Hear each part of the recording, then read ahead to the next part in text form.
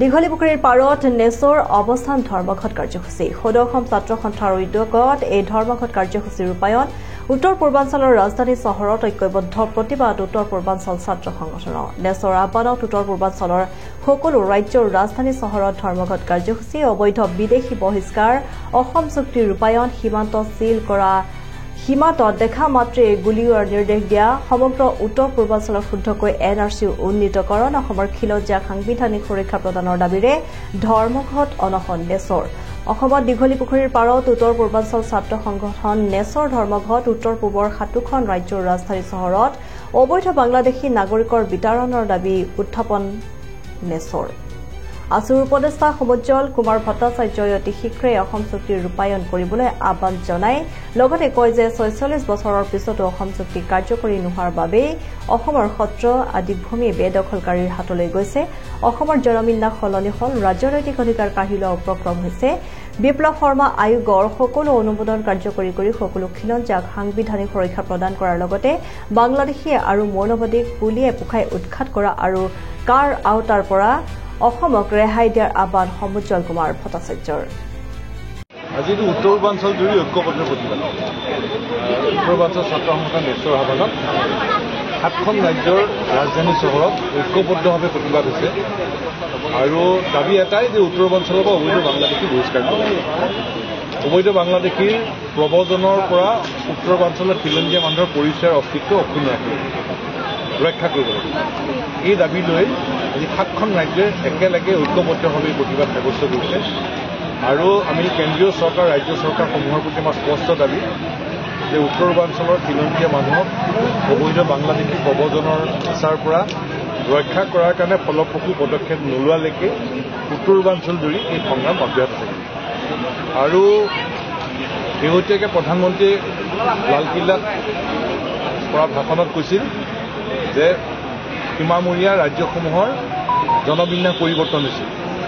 আৰু ইয়াত চাকৰি বাকৰিবোৰ চলোৱা লোকৰ পৰা নোহোৱা হৈছে জীয়াৰী বোৱাৰীৰ নিৰাপত্তা নোহোৱা হৈছে খিলঞ্জীয়া মানুহৰ পৰিচয়ৰ প্ৰতি ভাবুকি হৈ পৰিছে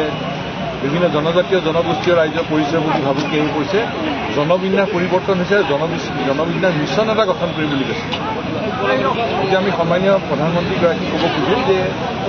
অসমৰ ৰাইজে অতদিনে কৈ অহা কথাবোৰ এতিয়া এটা এটাকৈ সঁচা বুলি প্ৰমাণ হৈছে উত্তৰ পূৰ্বাঞ্চলৰ ৰাইজে কোৱা কথাবোৰ সঁচা সত্য বুলি প্ৰমাণ হৈছে ৪৬ বছৰ ধৰি অসমৰ ৰাইজে এইখিনি কথাই কৈ আছে যেনেদৰে বিল ব্লকত বিদেশী সোমাল খেতিৰ মাটি ল'লে সত্ৰবোৰ মাটি দখল কৰিছে বনাঞ্চলত সোমাল আমাৰ ভাষা সংস্কৃতি পৰিচয়ৰ প্ৰতি ভাবুকি হৈ পৰিছে জনবিন্যাস পৰিৱৰ্তন হৈছে ৪৬ বছৰ ধৰি অসমৰ ৰাইজে এইখিনি কথা কৈ আছে এতিয়া প্ৰধানমন্ত্ৰীগৰাকীয়ে 11 বছৰ শাসনত থকাৰ পিছত পলমকৈ উপলব্ধি হৈছে ভালেই হৈছে কিন্তু পদক্ষেপটো কিন্তু ক্ষীপ্ৰ হ'ব লাগিব কেৱল পলম উপলব্ধিৰ কথাকেইটাই আমাক আশ্বস্ত নকৰে আমাক ক্ষীপ্ৰ পদক্ষেপহে আশ্বস্ত কৰিব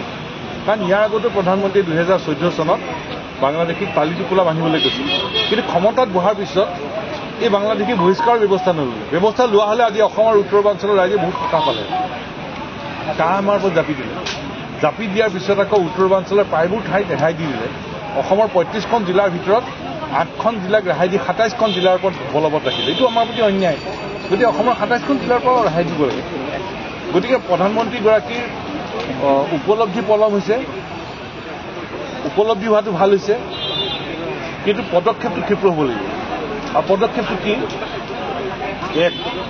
অসমত অসম চুক্তিৰ প্ৰতিটো দফা নিৰ্দিষ্ট সময়সীমাৰ ভিতৰত কাৰ্যকৰী কৰি এই সমস্যাটো সমাধান কৰিব লাগিব টাইম বাউণ্ড একশ্যন প্লেন লাগিব অসমৰ ক্ষেত্ৰত উত্তৰ পূৰ্বাঞ্চলৰ ক্ষেত্ৰত অবৈধ বাংলাদেশী বহিষ্কাৰৰ ব্যৱস্থা ল'ব লাগিব 2 ভাৰত বাংলাদেশ সীমান্ত চিল কৰিব লাগিব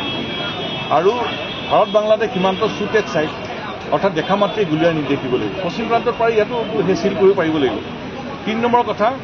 অসম আৰু ত্ৰিপুৰাৰ খিলঞ্জীয়া মানুহক সাংবিধানিক ৰক্ষা কৱচ দিব লাগিব আৰু অসমত ন্যায়াধীশ বিপ্লৱ শৰ্মা কমিটিৰ সকলো পৰামৰ্শ কাৰ্যকৰী কৰি এই ৰক্ষা কৱচ দিব লাগিব 4 নম্বৰ কথাটো হ'ল উত্তৰ পূৰ্বাঞ্চল ভিত্তিক এটা এনআৰচি উন্নীতকৰণৰ ব্যৱস্থা কৰিব লাগে অসমত এনআৰচি হৈছিলে কিন্তু ত্ৰুটি ৰৈ গ'ল এটা ত্ৰুটি নাইকিয়া কৰি শুদ্ধকৈ এনআৰচি উন্নীতকৰণৰ ব্যৱস্থা ল'ব লাগে কেন্দ্ৰীয় অসম চৰকাৰে উচ্চতম ন্যায়ালয়ত আবেদন কৰিব লাগে আমাৰ আবেদন আছে APWDও আবেদন কৰা আছিল আমি আকৌ কৰিবৰ কাৰণে প্ৰস্তুতি কৰি আছোঁ এই ক্ষেত্ৰত চৰকাৰে ব্যৱস্থা ল'ব লাগে 5 নম্বৰ কথাটো হ'ল কি যে অসমত উত্তৰ পূৰ্বাঞ্চলত কাৰ আওতাৰ পৰা সম্পূৰ্ণৰূপে ৰেহাই দিব লাগে ইনাৰলাইন পাৰ্মিট ব্যৱস্থা কৰিব লাগে আৰু আটাইতকৈ ডাঙৰ কথাটো হ'ল এতিয়া অবৈধ বাংলাদেশী লগে লগে মৌলবাদী সোমাইছে দেশৰ প্ৰতি ভাবুকি এনে অপাৰেশ্যন কৰি তেওঁলোকক ধৰা পেলাইছে কিন্তু আমি আকৌ পৰাই কৈছোঁ দেশৰ প্ৰতি ভাবুকি গতিকে অসমত থকা অবৈধ বাংলাদেশী আৰু মৌলবাদী পুলিয়ে পখাই উৎখাত কৰিবলৈ বিশেষ অভিযান স্পেচিয়েল অপাৰেশ্যন আৰম্ভ কৰিব